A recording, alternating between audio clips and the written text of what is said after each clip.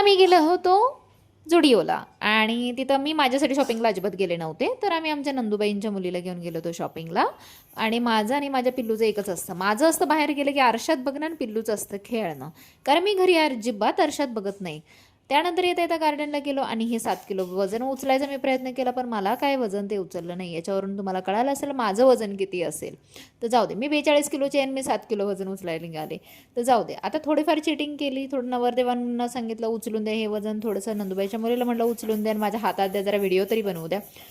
तर माझी फजिती कशी झाली तुम्ही बघितलीच. त्यानंतर घरी आले आणि मस्तपैकी नाचणीच्या छान अशा लालसर भाकऱ्या बनवल्या आणि त्या मला काही जमल्या नाही. आता त्याच्यासाठी कोणी नावं ठेवू नका, कारण स्वयंपाक करत आला होता फारच कंटाळा आणि कसा बसा केला. आता पोटाचे चुहे कोण मारणार ना, त्यांना शांत कोण बसवणार ना म्हटल्यावरती.